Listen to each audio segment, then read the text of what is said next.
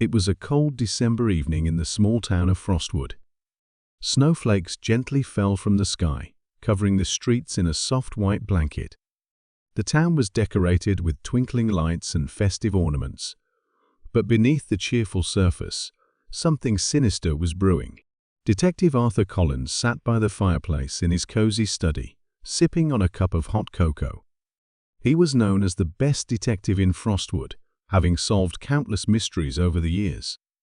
But this Christmas, he was looking forward to a quiet holiday with his family. His peace was interrupted by a frantic knock on the door. Standing outside was Mrs. Clara Henderson, the town's beloved baker. Her face was pale, and her hands trembled as she clutched a crumpled piece of paper. "Detective Collins, you must help me. Something terrible has happened," she exclaimed. Arthur invited her in and offered her a seat. "Calm down, Mrs. Henderson. Tell me everything." She handed him the piece of paper. It was a ransom note, written in jagged handwriting. "If you want to see your precious Christmas star again, leave £10,000 in unmarked bills at the old clock tower by midnight.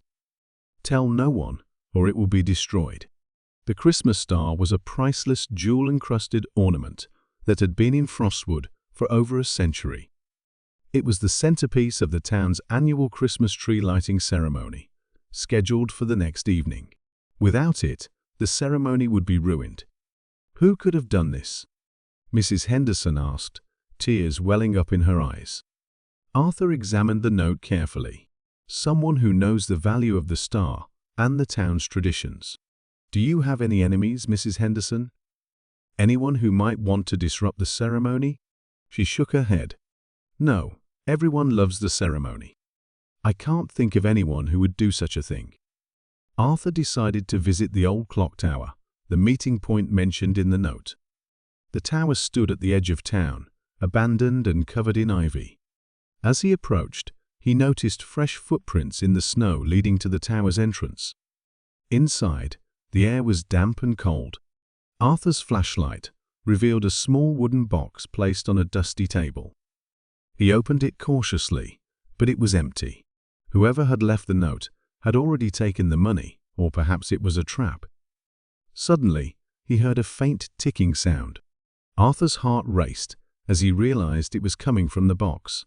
He carefully examined it and found a small clockwork device hidden inside.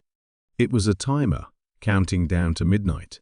Arthur quickly disarmed the device, his hands steady despite the adrenaline rushing through his veins. He knew this was no ordinary theft. The culprit was clever and wanted to create chaos.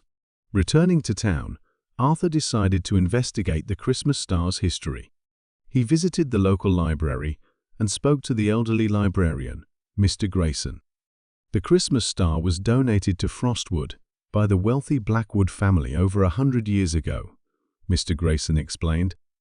But the family fell into disgrace after a scandal involving stolen jewels. They left town, and the star became a symbol of hope for Frostwood.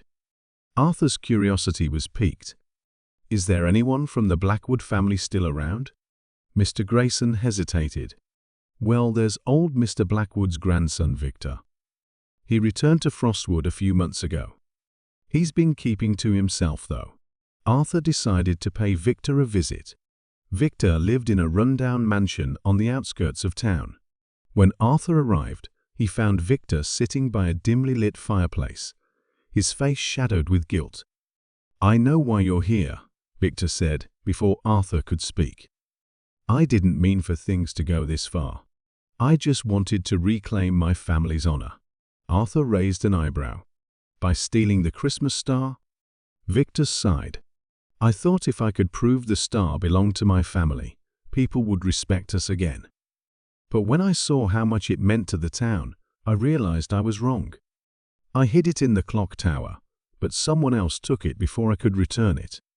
Arthur realized the real culprit was still at large. He returned to the clock tower and found a clue. Victor had missed a silver button with the initials J.W. engraved on it. The initials belonged to Jacob Whittaker, the town's jeweler. Arthur confronted Jacob, who confessed to stealing the star. "I wanted to sell it, "To pay off my debts," Jacob admitted. "I didn't think anyone would miss it." Arthur recovered the star and returned it to Mrs. Henderson just in time for the ceremony. The town celebrated, and Victor apologized to the community, promising to make amends. As the Christmas tree lit up with the star shining brightly at its peak, Arthur smiled. Another mystery solved, and Frostwood's Christmas spirit was restored.